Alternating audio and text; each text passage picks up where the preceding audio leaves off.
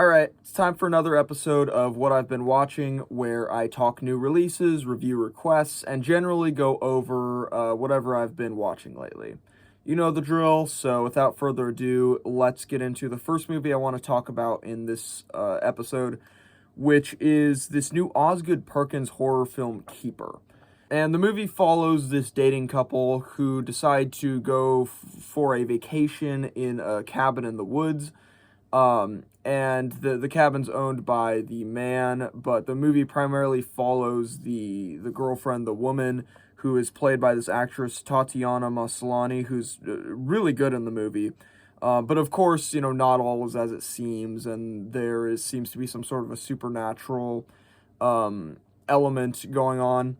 And I gotta say, Tatiana Maslany is great, but I think she's better than this movie deserves, because there is almost nothing about this thing that is, like, original or new. Pretty much everything here just feels like very run-of-the-mill supernatural horror stuff that I've already seen done a million times. And that's a real shocker coming from someone as, like, fresh and exciting as Osgood Perkins, who, if you're not aware, is the guy who did Longlegs and The Monkey and The Blackcoat's Daughter, which I'm not a big fan of, but you can't deny that it's pretty original. And so yeah, this was a surprisingly generic and uneventful film from him. I mean, like, almost nothing happens in, like, the first hour of the movie. It's just, like, a woman wandering around this cabin and having, like, very basic conversations with the boyfriend character. And yeah, it doesn't, as good as Tatiana Maslany is, she's not good enough to carry an entire movie. Like, I don't think any actor could be good enough to just carry something this uneventful. And there isn't enough of, like, an atmosphere or anything like that to keep me engaged. So yeah, really, just at the end of the day, this is a very middle-of-the-road movie. I mean, it's competently made and competently acted, but yeah, I don't really have very strong feelings on it, besides just being kind of surprised and disappointed, since it did come from a director that I have such high hopes for. So yeah, in my opinion, it's a middle-of-the-road 5 out of 10. Now, the next one I want to talk about is this new Paul Thomas Anderson movie, One Battle After Another. And this one really stood out to me for a few reasons. I mean, for starters, it's PTA, who is a director who I have liked and appreciated. He did There Will Be Blood, which I think is an absolute masterpiece, and, like, one of the better movies ever made. But then on top of just the name recognition there's also the fact that this movie got an insane amount of critical acclaim. Like, this is one of the most highly acclaimed movies to come out this decade. Just the critical response was insanely great. And so I'm like, okay, I gotta see it for that reason. And then also there was a lot of, like, political pushback as well, and a lot of controversy involved with it. And so, you know, whenever there's, like, a controversy surrounding a movie, I always got to get involved with it, because, like, I feel like I'm one of the few people who can actually just watch movies and talk about them based on how good they are versus whether or not they support, you know, a political narrative that I'm into. And so for all those reasons, I was very interested to see this movie. And I gotta say, after watching it, it's good. It's good. But, well, I'll start with the good. The performances are fantastic, of course. I mean, has Paul Thomas Anderson ever done a movie that doesn't have great performances? You got Leonardo DiCaprio, who is always just a really great performer, and he gives a really great, memorable performance as this sort of ex-rebel character who's trying to, like, live a normal life and raise his daughter, adoptive daughter. And yeah, he's really great in that role. Another performance that really stands out is Benicio del Toro, who plays this sort of supporting character, and he's insanely cool, insanely smooth and fun throughout the movie. He's great. And then also Sean Penn is doing a really weird thing that is in this movie that's quite captivating, where he's playing this like military guy who's like I guess like a white supremacist type, but is also secretly into black women, and like it's a weird performance, but Sean Penn is incredibly captivating in it and does a great job. So yeah, great performances all around. The filmmaking is also fantastic, of course, coming from one of the most talented directors out there. Um, one of the moments that I thought the filmmaking shined through in an especially bright way was this chase scene that comes towards the end of the movie, where the way that it's shot and the way that it just the whole concept behind how they're doing it was really original. I've never seen a chase scene filmed in that way. So things like that are really great. I also really love the score in the movie. There's like this jazzy score that plays for like long stretches. There's like a 30-40 minute stretch of the movie where it's this whole sequence, and the whole time you just have this like jazzy piano based score playing, and it's really good. I love it. It's very creative. And then I also think the humor it doesn't always work, but there's some really funny moments in the movie that do work. And so yeah, a lot of good stuff to enjoy about the movie.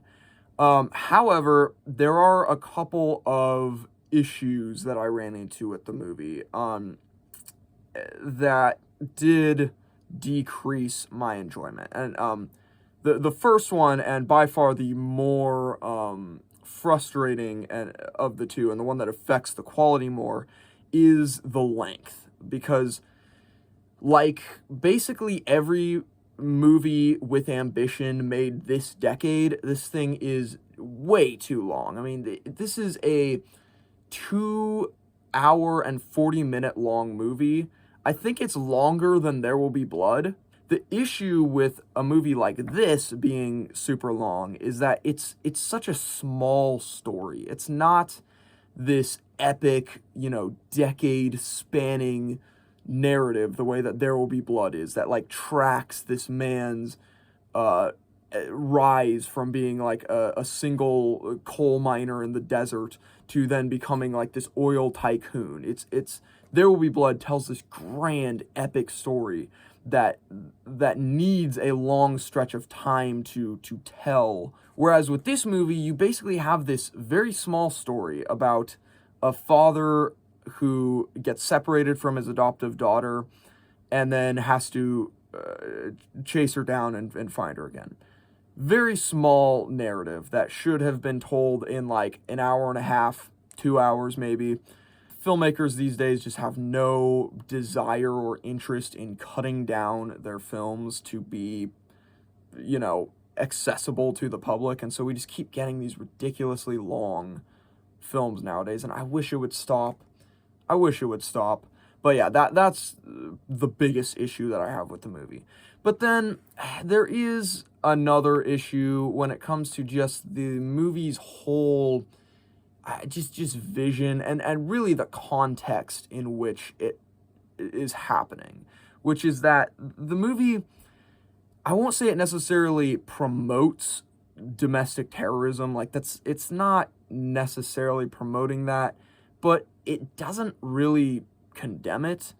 And just the timing of its release, coming a month after the assassination of Charlie Kirk, which is this massively impactful instance of domestic terrorism, it's like it feels a little tone deaf at best, and I'm giving them credit for saying it's tone deaf and that it's not intentional.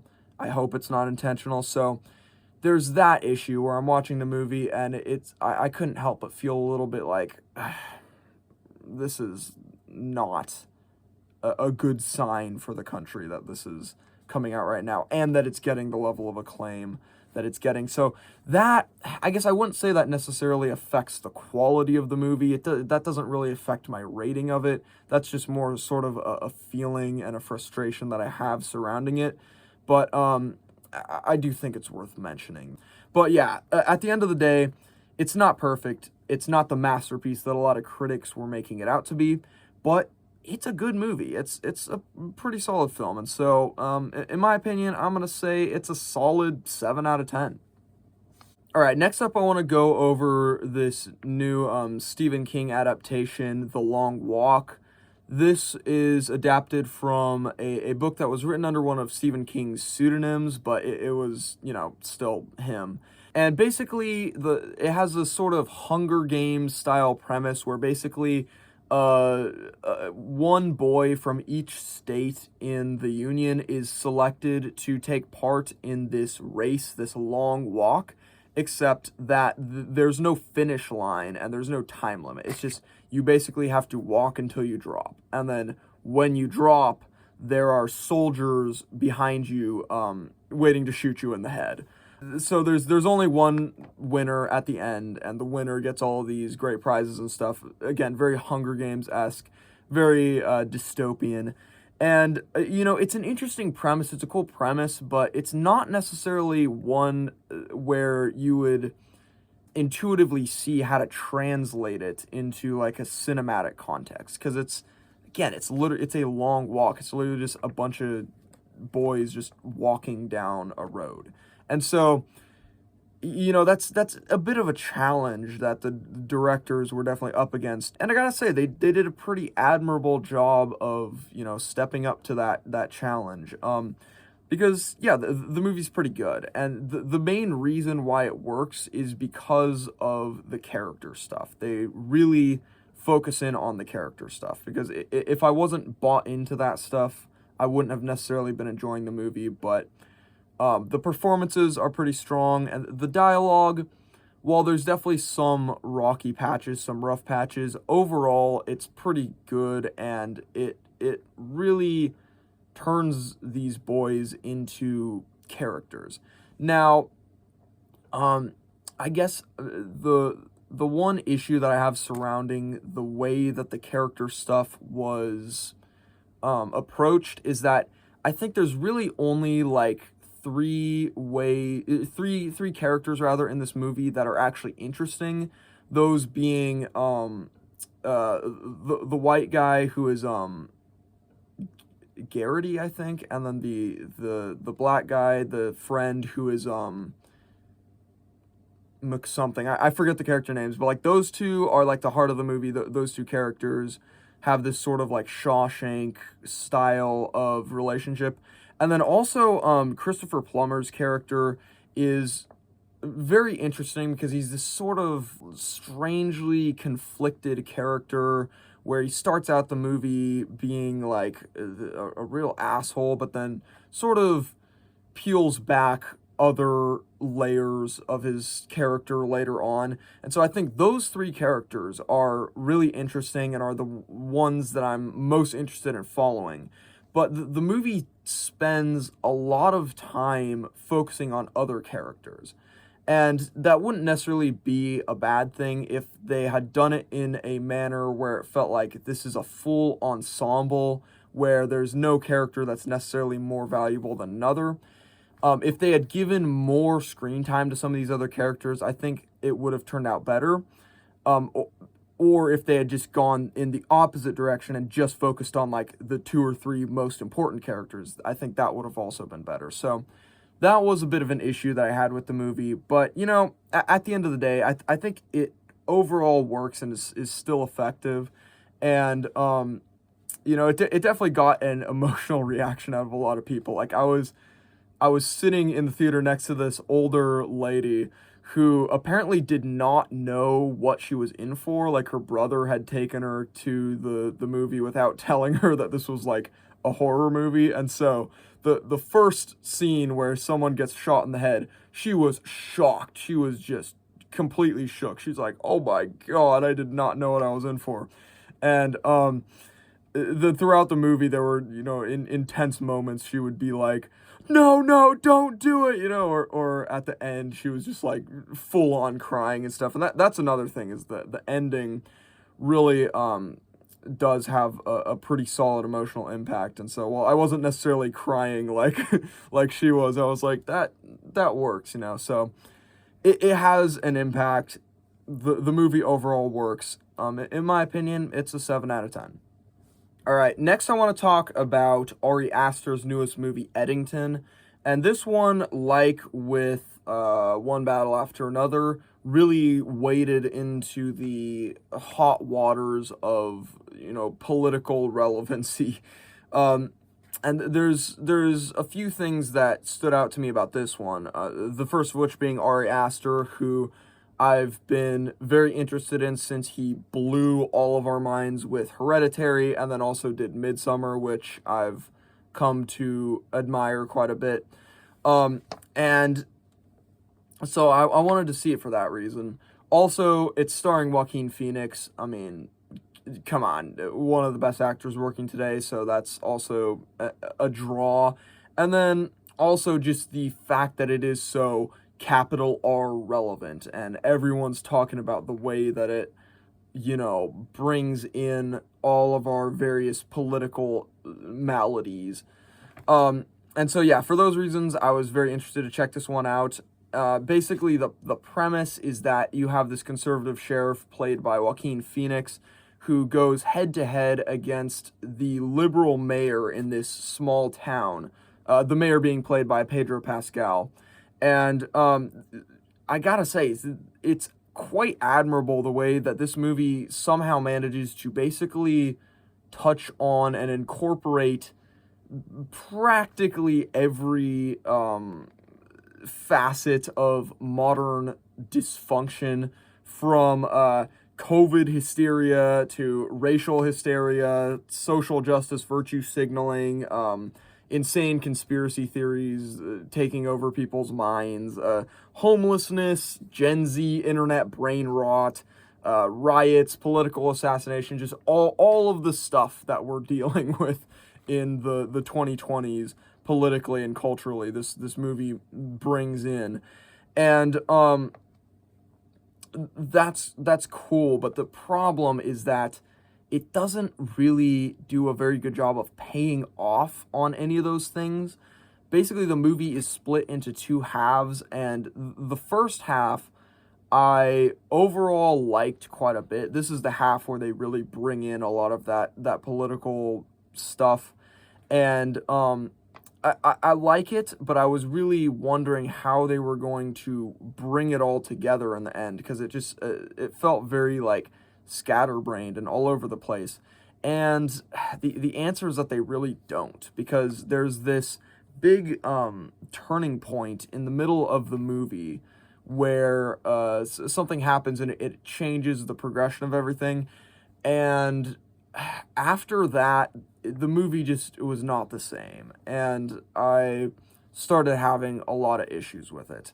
And it just, I think it gradually goes downhill from there until we reach the third act, which is just a real head scratcher. Like, I don't know that I understand what the point of it even was. Like, it feels like they had some other idea for where they wanted the third act and the ending to go, but then it's like they ran out of money, and so they settled for this really like weirdly anemic third act where things get very violent, but in like a strangely empty, hollow, bland way. It's just, it's really bizarre. I don't know where this ending came from. And so, a movie that I started off being very interested in and very excited about ended up leaving me very cold by the end. So I'm going to say it's a 5 out of 10. Next one I want to talk about is one that I just sort of randomly decided to watch recently, and that is this movie Mom and Dad. This came out a few years back, and it has a very disturbing premise that is ultimately sort of restrained by some very questionable filmmaking choices. So basically, like, the premise is that the world is just going about their business as normal until one day, randomly, with no explanation, um, all of the parents just suddenly develop this overwhelming urge and desire to murder their own children. And that is an insanely disturbing premise, um, to start with. And I gotta say, on the positive side, I really like the way that they portray it. I love the homicidal performances of the parents. The movie stars Nick Cage, and I mean, Nick Cage is always interesting and entertaining and engaging, and so his performance is great. But also, even just when it comes to some of the slightly more subdued performances, I just like the concept of how basically these parents are completely normal in every way except for when they see their kids, and then they're just like, kill, and it's really weird and unsettling, but I like it. I think it's really creative and well done. I also think that the movie's exploration of like aging and parent-child relationships and the way that those two things sort of interact has some real pathos to it. And then also, I think the movie did a really good job with just some of the little details. Like there's this little thing that gets set up early in the movie that I just entirely forgot about until near the end, when just suddenly out of the blue it comes back. And so just little stuff like that was really cool. On the flip side, though, there are a lot of elements that held it back. And I'd say, like, one of the biggest of those is just, like, the editing. The editing in this movie is not good on either on the micro or the macro level. Like, because on the more micro level, you just have a lot of shots that are not edited together very well. And so there'll be, like, fight scenes and stuff that just feel weird and off kilter, and like you can't really track what's going on, and they just feel kind of sloppy and poorly conceived. And then on the macro level, you have some real issues with just like the pacing of the movie and the structure. There's just like certain scenes that come up in places where they really shouldn't, and certain scenes that go on for way too long, other scenes that don't go on for long enough, some scenes that are just feel like they should have been in the movie, just things where I'm like connective tissue that isn't there. I also think that the movie has some real tonal issues where it just feels very inconsistent, where one moment you're watching something that's really horrific of like a parent trying to butcher their kid, and then the next scene it just switches on a dime to something that's silly and goofy and slapsticky, and I'm just like, okay, we needed some decompression in between or something. They fail to integrate the horror and the humor properly throughout the movie, and so that really becomes an issue.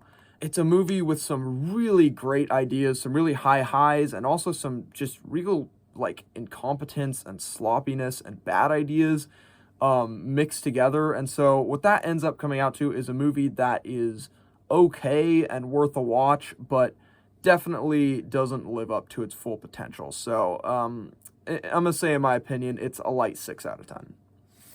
And then the last movie I want to talk about is a much older film, a classic, and that is Rashomon.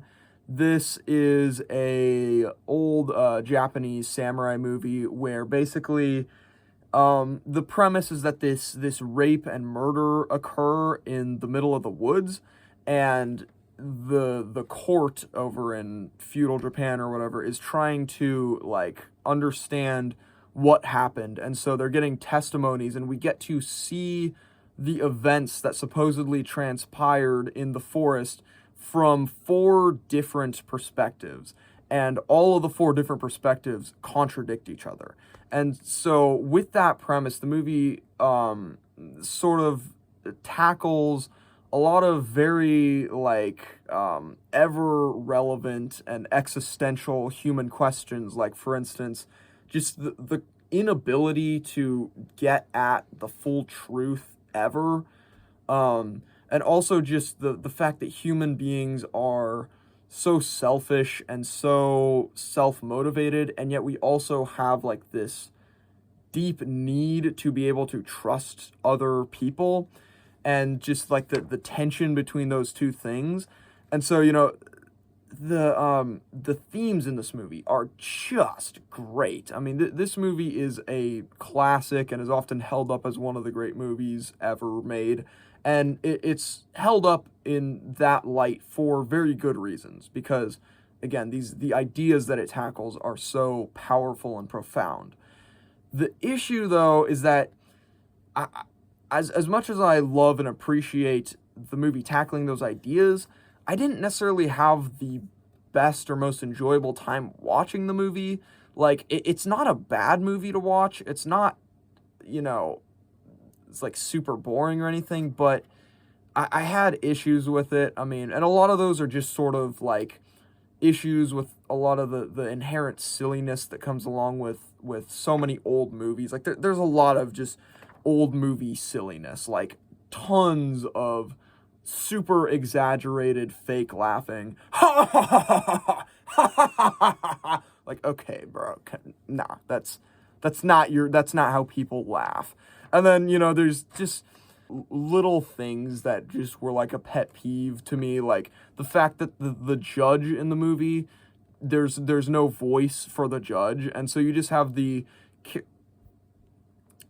characters sitting there saying things like, what did you say? Did you say you want me to tell my entire side of the story from start to finish so that for the benefit of the court? Is that what you said, judge? Like, it takes away the sense of realness and my immersion in it when I'm like, okay, that's stupid. So a lot of things like that. And then there's also just the pacing, which I found to be quite slow and a little bit tedious at times.